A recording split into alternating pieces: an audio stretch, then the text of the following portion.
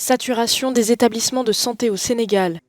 Alors qu'une troisième vague de Covid-19 s'abat sur le pays, les lits d'hôpitaux commencent à manquer.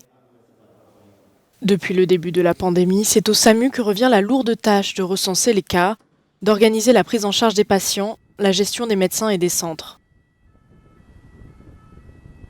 Autant pour la première vague, il y en avait quelques. La deuxième vague, ça avait augmenté, mais là, vraiment, on a presque près de 90% des appels actuels depuis cette troisième vague pour des détresses respiratoires.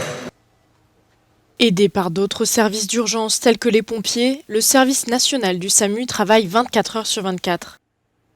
Entre le flux d'appels des patients et le manque de lits, l'enjeu principal est de trouver une place pour chaque personne en détresse.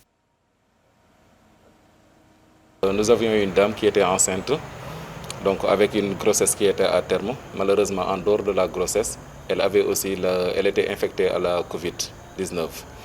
Et l'infection avait atteint les poumons. Elle avait 50% de ses poumons qui étaient atteints par la Covid. Malheureusement, elle avait du mal à respirer à cause de cette infection pulmonaire. Elle était dans un centre de santé. On était obligé de la transférer du centre de santé vers un hôpital de niveau 3 pour la sauver, elle et son enfant. Selon le Comité national de gestion des épidémies, le variant Delta serait présent à 70% sur le pays, principal responsable de cette troisième vague de contamination.